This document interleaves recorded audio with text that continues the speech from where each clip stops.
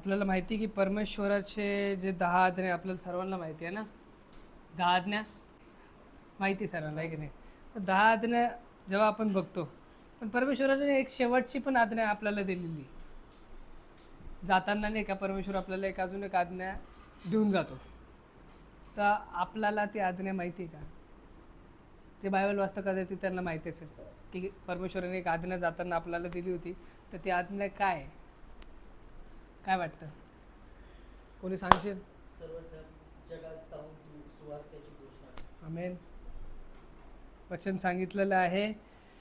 तर मग परमेश्वर आपल्याला ना एक आज्ञा देतो. आपल्याला 10 आज्ञा माहिती आहे, पण परमेश्वर तेवढं 10 आज्ञातच स्वतः सांगतो की ते आज्ञा मीच आहे. जे 10 आज्ञा आहे तो स्वतःचे कमांडमेंट्स आहे, जे लॉ आहे, जुना करार. तो जुना करार कोण आहे? येशू ख्रिस्त स्वतः आहे. आणि मग नवीन करार झालेला आहे ना, त्याची उपस्थिती तिथं आल्यानंतर. मग जेव्हा तो 10 आज्ञाबद्दल सांगतो, 10 आज्ञामध्ये तो जाताना सगळं त्याच्यासोबत घडल्यानंतर जात असताना तेव्हा तो एक शेवटची आज्ञा देतो. ती आज्ञा काय लिहिलेली आपण वाचू. मत्ते याचा 28वा अध्याय 20वा वचन काय सांगतं बघा. बायबल काढून ठेवा, वचनं भरपूर आहे आपल्याकडे आज. मत्ते 28:20. जे काही मी फोन सायलेंट करून टाका. जे काही मी तुम्हाला आज्ञा दिले ते सर्व त्यास पाळायला शिकवा आणि पहा युगाच्या समाप्तीपर्यंत मी सर्व दिवस तुमच्या बरोबर आहे. जे काही मी तुम्हास आज्ञा पिले ते सर्व त्यास पाळावे शिकवा आणि पहा युगाच्या समाप्तीपर्यंत मी सर्व दिवस तुमच्या बरोबर आहे सांगितलेलं आहे. आता ही आज्ञा किती जण पाळत आहे? पहिलं ती आज्ञा आपण स्वतः पाळतोय का? आपल्यालाच परमेश्वराचं वचनाचं ज्ञान आहे का? मग जर आपल्याला नाही आहे तर मग आपण परमेश्वराबद्दल दुसऱ्यांना कसं सांगू शकतो? तुम्हाला जर 4 प्रश्न लोकांनी विचारलं तर तुम्हाला त्याचं उत्तर देता येतं आहे का? येशू ख्रिस्त कोण होता? कशाला आला? हे वचन का सांगितलं? काहीच नाही. का? कारण की अजून आपण लहान आहे. आपलं वय जरी 50 झालं, 20 झालं, 25 झालं, 30 झालं तरी आपण लहान. कशामध्ये सांगतोय लहान? म्हणजे वचनांमध्ये. वचनांचं ज्ञानच आपल्याला नाही. आपल्याला वर्शिप करायला आवडती, आपल्याला प्रार्थना करायला आवडते, आपल्याला सर्व गोष्टी करायला. मग वचन महत्त्वाचं आहे.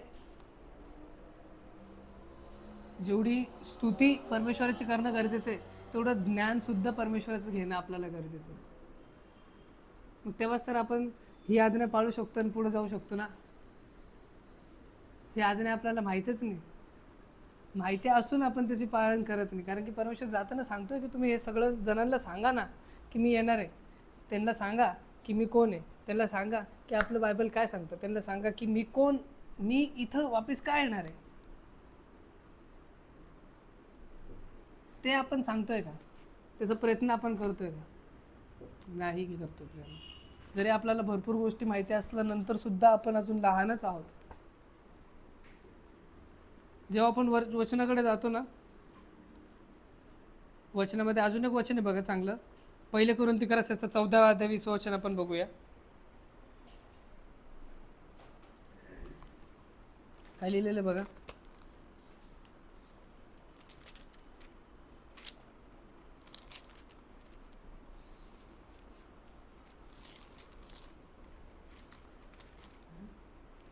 पहिले कोरिन्थीकरास 14 अध्याय 20 वचन.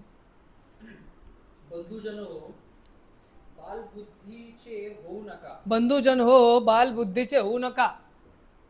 पुढं दृष्टपणाबाबत तान्ह्या मुलासारखे आणि समजूतदाराबाबत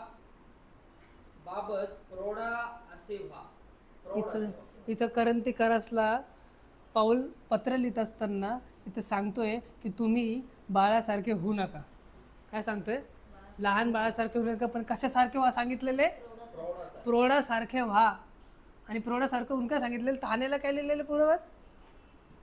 तान्ह्या मुलासारखे आणि समजूतदारपणाबाबत प्रौढासारखे व्हा. तान्या मुलासारखे. आपल्याला भूक लागती, आपल्याला जर भूक लागते तर आपण जेवण करतो, आपल्याला जर तहान लागली तर आपण पाणी करतो, पण तशी भूक आपल्याला वचनाची लागते का? आपण टाईम टू टाईम जेवण करायला बरोबर बसतो. जेव्हा भूक लागली 3 टाईम तर 3 टाईम जेवण करणार, 2 टाईम तर 2 टाईम जेवण करणार, 5 टाईम तर 5 टाईम जेवण करणार. पण जेव्हा प्रार्थनेची वेळ येते तेव्हा तिथे उपस्थिती असते का? का तिथं वचनाची उपस्थिती असते का? तुमच्या मनामध्ये वचनाची ताण आहे का? परमेश्वर आपल्याला पहिलं शिकवायचा प्रयत्न हे करतोय की सगळ्यात पहिलं तुमची बुद्धी जी आहे ना बाळासारखी सोडून द्या. पहिले तुम्ही प्रौढांसारखे वागणं सुरू करा. तर आज जर मी पण इथं उपाय तर मी जर 28 वर्षाचा किंवा मी जर 27 वर्षाचा आहे, मला समोरचा व्यक्ती जर मला वचन सांगतेच येत नाही राहिलं तर मी त्याच्यासमोर बाळाच आहे ना. जरी माझ्या वयापेक्षा एखादा मोठा व्यक्ती 50, 60, 70 वर्षाचा एखादा व्यक्ती, त्याला जर सुद्धा बायबलचं जर नॉलेज नाही तर तो लहानच आहे. त्याला जर सुद्धा वचनच माहीत नाही तर तो लहानच आहे. म्हणून परमेश्वर आपल्याला इथं सांगायचा प्रयत्न करतोय की जर तुम्हाला ती जी आज्ञा आहे ती लोकांपर्यंत पोहोचवायची तर सगळ्यात पहिलं तुम्हाला तुमचं बालिश बुद्धी सोडून द्यावं लागणार आहे. तुमची बुद्धी जी आहे ती वाढवा लागणार आहे. आणि त्याच्या पुढे बघा एफिस्करास याचा 4 अध्याय 14 वचन, पटापट आपण वचनाकडू काय लिहिलेलं बघा. एफिस्करास याचा 4 अध्याय 14 वचनमध्ये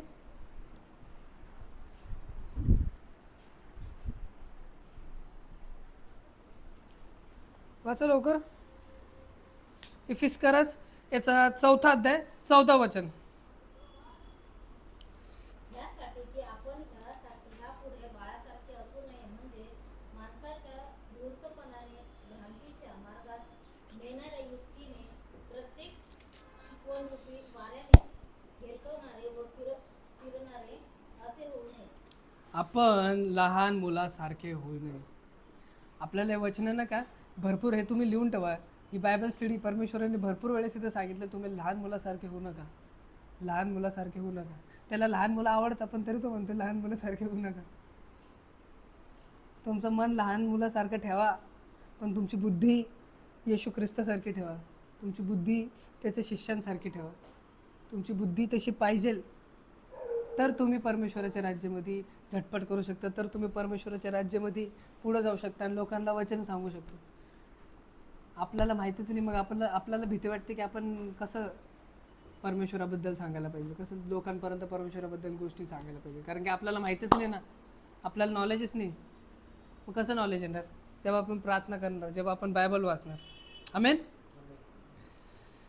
आत्मिक बालपणावर विलाप आपला विषय आहे. आत्मिक बालपणावरती विलाप. याचा इब्रिकरास पत्राचा 5 अध्याय 12 वचन 13 वचन मध्ये काय लिहिलेलं बघा.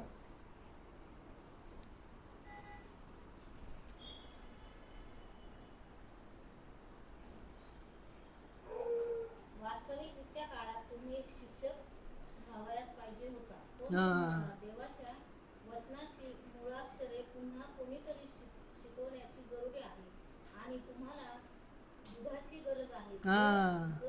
जड अन्न चालत नाही. जड अन्न चालत नाही तुम्ही झाला आहात, असे तुम्ही झाला आहात. कारण दुधावर राहणारा नीतिमत्वाच्या वचनाशी अपरिचित असतो, आमेन.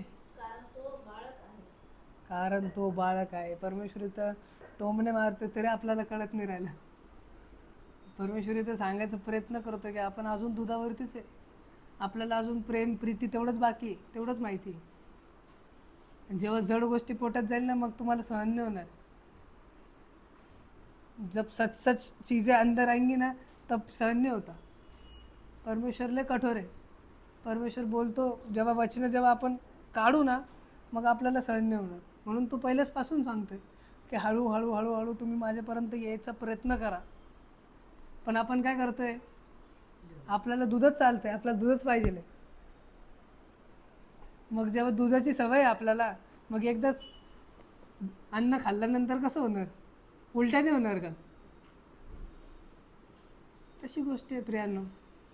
आपलं वचनच माहीत नाही आहे, कसं वचन लोकांपर्यंत सांगणार आहे आणि कसं लोकांपर्यंत वचन पोहोचवणार आहे. आज सुद्धा आपण आपल्या चर्चमध्ये किती जण बघतो, आपण फक्त येतो बसतो निघून जातो. कुछ सीखते क्या? नहीं, कुछ भी नहीं सीखते. अच्छा लग रहा सुन रहे, अच्छा लग रहा गाना सुन रहे, बस निकल जाओ. पण त्याच्या मागं जर आज जर जर विचार करा ना, दर शनिवारी किंवा दर रविवारी एखादा व्यक्ती चर्च का चालवतोय, का करतोय? तुम्हाला बनवतोय तो पण, की तुम्ही पण शिका. आणि दर दिवशी जेव्हा तुम्ही 1 महिना 4 हप्ते झाले, 4 हप्तेमध्ये तुम्ही किती शिकले? लेवल अप व्हायला पाहिजे ना, पण तुमची लेवल तिथंच आहे. आणि तुम्ही फक्त येता जाता निघून जाता. एखादा व्यक्ती जर आता अचानक मी थोडं सिंपल टॉपिक तुमच्या समोर टाकतोय. जर प्रगतीकरण आणलं तर तुम्ही परेशान होऊन जाईल. प्रगतीकरण जर काढलं तर नाही कळणार, हे की नाही? किंवा जर मी डायरेक्ट जुनं करारामध्ये गेलो तर नाही कळणार. सोलोमन सांगायला लागलो तर नाही कळणार, साऊल सांगायला लागलो तर नाही कळणार. कसं कळणार? कारण की पहिलं प्रिपेरेशन चालू आहे तुमची, मग त्या प्रिपेरेशनमध्येच तुम्ही अजून हालडूलच करायला नाही, कसं पुढं वाढणार आहे? नाही होणार. म्हणून इथं सांगितलेलं आहे, इतक्या वेळानंतरही तुम्हाला अजूनही दुधाची गरज लागते. आणि जेव्हा तुम्हाला अन्न भेटेल तेव्हा तुम्हाला जड होईल. जेव्हा मेन गोष्टी तुमच्या पोटात जाईल ना, तेव्हा लय जड लागेल. म्हणून पहिलं ते मेन गोष्टीसाठी प्रिपेअर करा, तेव्हाच तुम्ही ते खाऊ शकता. पुढं आपण बघतो, पहिली करंती करायचं असेल 3रा अध्याय 1-2 वचन पण सुंदर सांगतं बघा काय लिहिलेलं आहे. मग एक छोटं वचन आहे आपल्याकडे, ते घेऊया आपण, एकदम सुंदर शेवटचे वचन. पहिलं करंती करास 3रा अध्याय 1 आणि 2, त्याच्यानंतर एफिसकरास याचा 4था अध्याय 13 वचन. ठीक आहे, कोणीतरी एफिसकरास काढून ठेवा, कोणी पहिले करंती करास काढा. चला,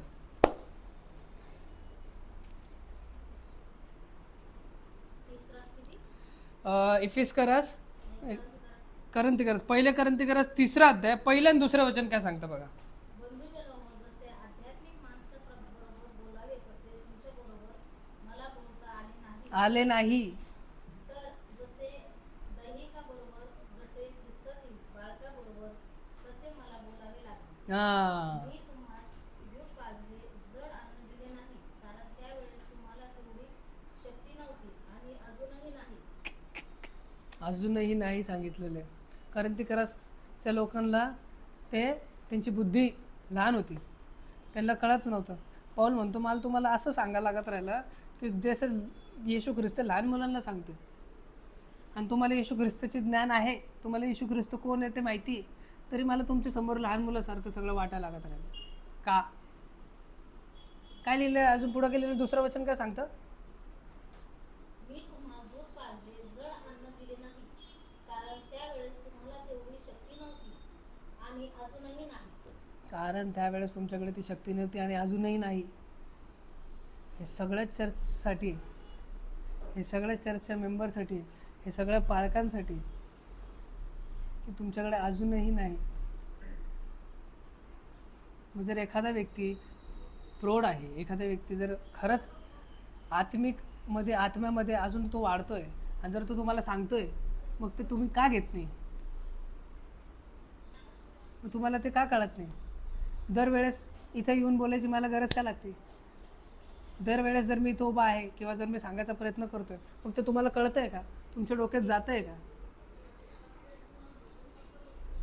तरी लहान मुलासारखं पाऊल म्हणतो की लहान मुलासारखं तुम्हाला मला वागवावं लागतं. जो पुढं आपण बघतो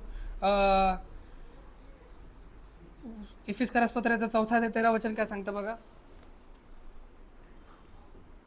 आपण सर्वांनी देवाच्या पुत्रावरील विश्वासाच्या व दस्तबंदी ज्ञानाच्या एकत्रास प्रौढ मनुष्यापासून ख्रिस्ताची पूर्णता प्राप्त होईल अशा वृद्धीच्या मर्यादेस येऊन पोहोचून तोपर्यंत दिले. 13 वाच बरं एकदा. देवाच्या पुत्रावरील विश्वासाच्या व वत्ससंबंधी परिपूर्ण ज्ञानाच्या एकत्वाप्रत प्रौढ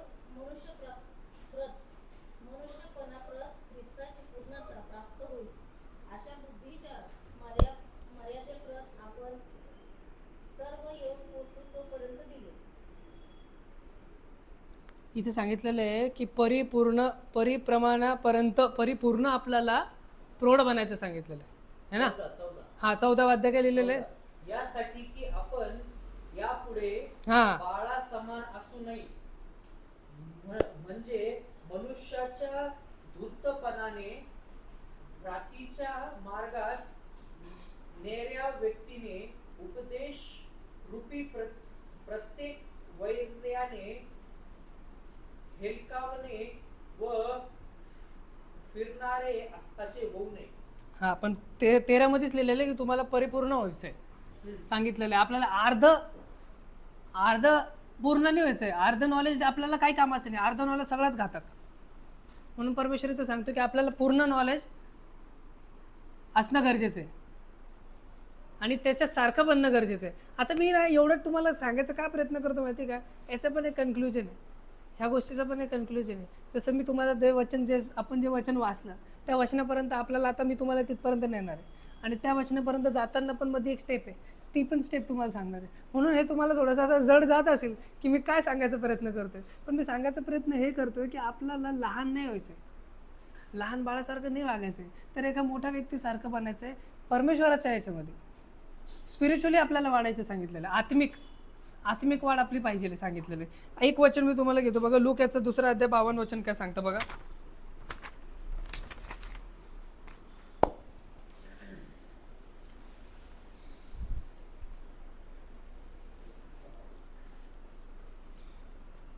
येशू हा आज्ञाने, शरीराने आणि देवाच्या व मनुष्याच्या कृपेत वाढत गेला. कोणाच्या? देवाच्या देवाच्या व व मनुष्याच्या मनुष्याच्या कृपेत. कृपेत वाढत गेला. आता येशूला ती गरज होती का? त्याला सगळं पहिल्यापासून माहिती होतं, पण तरी येशू परमेश्वराच्या आणि मनुष्याच्या मार्गात वाढत गेला है ना. हळूहळू हळूहळू हळूहळू जेव्हा आपण एक एक स्टेप पुढे जातो तेव्हा आपण वाढतो. आणि तेव्हा आपल्याला एखादा मनुष्य जर सांगतोय, परमेश्वराला मनुष्याची गरज लागते आहे वचन सांगण्याची, परमेश्वराला मनुष्याची गरज लागते आहे की त्याला गाईड करण्याची लहान असताना, आणि त्याला त्याच्या वडिलांनी चांगलं गाईड केलं आणि तिथपर्यंत आणलं, हे की नाही. मग तसं आपल्यासोबत पण आहे, आपल्याला सुद्धा परमेश्वराची गरज आहे आणि मनुष्याची गरज आहे सांगितलं. एक वचन आहे बघा,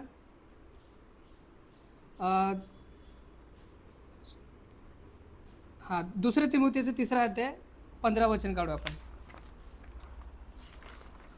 2 तिमोथी 3 अध्याय 15 वचन काय सांगतं बघा.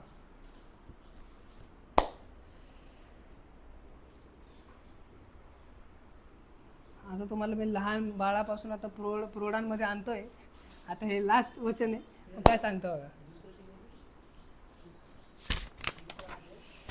2 तिमोथी 3 अध्याय 15 वचन. त्या कोणापासून शिकल्यास हे आणि तुला पवित्र शास्त्राची माहिती बालपणापासून आहे हे तुला ठाऊक आहे. ते ख्रिस्त येशूमध्ये तुझ्या विश्वासाच्या द्वारे तारणासाठी तुला ज्ञानी करायास सामर्थ्य आहे. पुन्हा आपण वाचू, पुन्हा वचन वाचू आपण हळूहळू. काय लिहिलेलं आहे वाच. त्या कोणापासून शिकला हे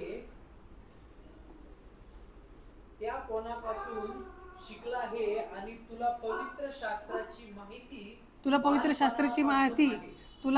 शास्त्राची माहिती बालपणापासून आहे सांगितलेलं आहे. मग तुला ठाऊक आहे ते ख्रिस्त येशूमध्ये तुझ्या विश्वासाच्या द्वारे तारणासाठी तुला ज्ञानी करण्यासाठी सामर्थ्य आहे सांगितलेलं आहे. परमेश्वर इथं आपल्याला सांगायचा प्रयत्न करतोय की तुम्हाला लहानपणापासून सर्व गोष्टी ठाऊक आहे, सगळ्या गोष्टींचं ज्ञान आहे, पण तुम्ही ते ज्ञान घेताय का? त्या ज्ञानावरती तुमचा खरंच तुझं जोर टाकताय का? जसं इर्म्याला परमेश्वर सांगतो मी तुला पहिल्यापासून निवडलेले, गर्भापासून तुला मी निवडलेले सांगितलेले. मग जेव्हा इर्म्याला गर्भापासून निवडलेलं, ते इर्म्याला नॉलेज होती, इर्म्याला माहिती होती की परमेश्वर की त्यांनी मला निवडलेलं आहे म्हणून, हे की नाही. मग तसंच परमेश्वर इथं तिमोथीच्या पुस्तकामध्ये तिमोथीला सांगतो की तुला परमेश्वराची पवित्र शास्त्राची ज्ञान आहे, पण मग तू त्याच्यावरती जोर टाकतोय का? तू बालकपेक्षा प्रौढ बनतोय का? आता मी तुम्हाला सांगायचा प्रयत्न का केला? हे इतकं नॉलेज तुमच्या डोक्याच्या वरती गेलं असेल, पण हे द्यायचा प्रयत्न का केला? काय केला? इथं मी तुम्हाला शिकवायचा प्रयत्न करतो शिष्यत्व, डिसेपलशिप ज्याला आपण म्हणतो, शिष्य बनणं किती महत्त्वाचं आहे. आपण वचन बघितलं, शेवटचं वचन काय बघितलं आपण? मत्ते 28:20 काय सांगतं? काय सांगतं? शिष्य बनवा. आत्ताच वाचलं ना आपण. मत्ते 28:20 काय सांगतं? की शिष्य बनवा आणि वचन लोकांपर्यंत पोहोचवा. काय लिहिलेलं वाचा. जे सर्व काही मी तुम्हाला आज्ञापित 19 वचन काय सांगतं माहिती का मत्तेमध्ये? की तेव्हा 28-19 सांगतं, तेव्हा तुम्ही जाऊन सर्व राष्ट्रातील लोकांस शिष्य करा, त्यास पित्या पुत्राच्या व पवित्र आत्म्याच्या नावाने बाप्तिस्मा द्या सांगितलेलं. इथं पाळकाचं काम आहे का?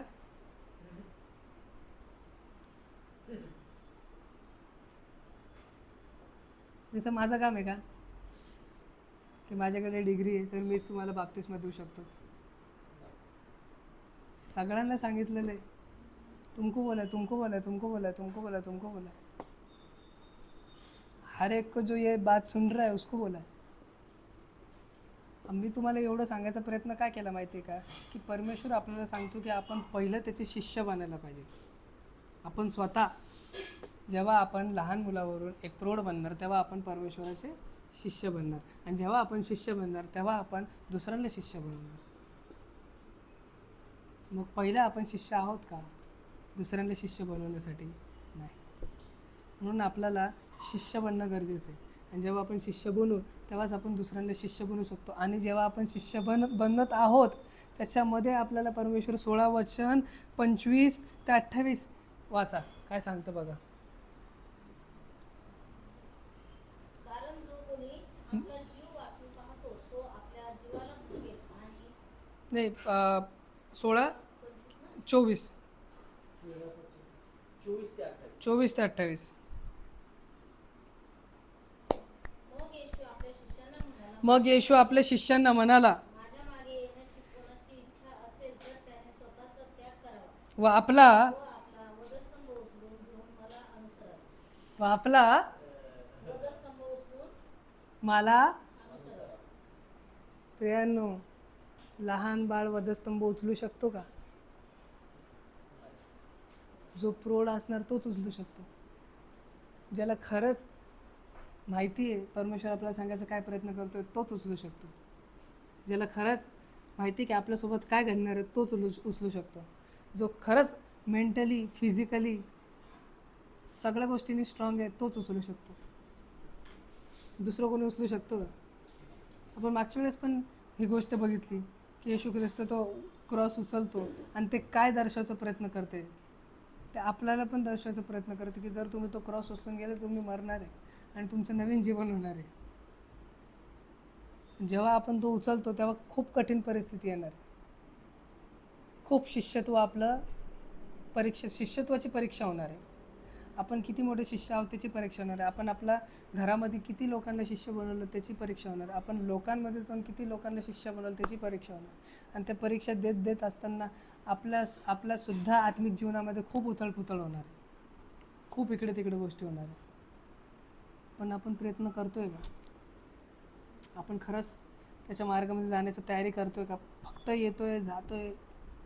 आत्मा मन, त्याला आपलं मन पाहिजे, आपण ते मन त्याच्या समोर देतोय का? पुढे लिहिलेलं आहे बघा, कारण जो कोणी आपला जीव वाचू पाहतो तो आपल्या जीवाला मुकेल, आणि जो कोणी माझ्याकरिता आपल्या जीवाला मुकेल त्याला तो मिळेल. मनुष्याने सर्व जग मिळविले आणि आपले जीव गमावले तर त्याला काय लाभ? अथवा मनुष्य आपल्या जीवाबद्दल काय मोबदला देणार? मनुष्याचा पुत्र आपल्या पित्याच्या गौरवनिशी आपल्या दूतासह येईल, त्यावेळी तो प्रत्येकाला ज्याच्या त्याच्या कृत्याप्रमाणे फळ देईल. मी तुम्हास खचित सांगतो, येथे उभे असलेल्यामध्ये काही असे आहेत की ते मनुष्याच्या पुत्राला त्याच्या राज्यात येताना पाहतील तोपर्यंत त्यांना मरणाचा अनुभव येणारच नाही. त्यानं परमेश्वर आपल्याला सांगायचा प्रयत्न इथं खूप गंभीर विषय सांगायचा प्रयत्न करतोय. तुम्हाला जर खरंच खरंच ख्रिस्त यायचं आहे, जर खरंच येशूवरती विश्वास ठेवायचा तर तुम्हाला वधस्तंभ उचलणं गरजेचं आहे. जर तुम्ही तो वधस्तंभ नाही उचलायचं आहे मग तुम्ही येशूच्या मागे येऊच नका, मग तुम्ही त्याच्या मार्गावरती चालूच नका. जर तुमची तयारी नाही आहे, तयारी करा, आणि जर नाही होत असेल तर द्या सोडून खरंच. कारण की ते खूप कठीण गोष्टी होणार आहे आपल्या जीवनामध्ये, खूप कठीण. मग त्याच्यासाठी तुमची बुद्धी, तुमची आत्मा, आपका दिल सब तैयार चाहिए, हर चीज़ तैयार चाहिए. अगर कुछ भी तैयार नहीं होगा कुछ नहीं होगा.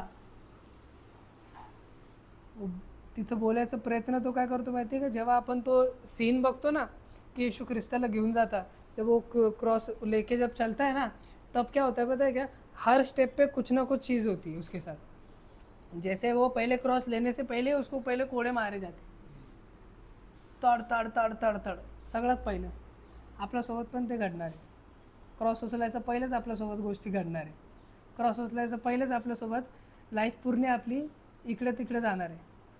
आणि जेव्हा आपण तो क्रॉस घेऊ, जेव्हा आपण मनाला म्हणू की आपण क्रॉस घेतलेला आहे, आणि जेव्हा तो क्रॉस उचलू आणि जेव्हा चालू, तेव्हा लोक शिव्या देणार आहे, लोक थुकणार आहे, लोक मारणार आहे. एक जण मदतीला उभा नाही राहणार तुमचा तो क्रॉस पकडायला. तुम्ही थकणार, ठेवणार, पुन्हा उचलणार, पुन्हा थकणार, पुन्हा ठेवणार, पुन्हा उचलणार. पण तो तिथपर्यंत तुम्हाला नेणं गरजेचं आहे, तिथपर्यंत नेणं गरजेचं आहे. आणि ते तुम्ही कधी नेणार, जेव्हा तुम्ही तुमची जी बुद्धी आहे ती बालिश ना ठेव आणि प्रौढ बनव आणि आत्मिक वाढ करो, तेव्हाच तुम्ही एक शिष्य बनणार, दुसऱ्याला शिष्य बनवणार आणि तो क्रूस उचलून देणार. आमेन.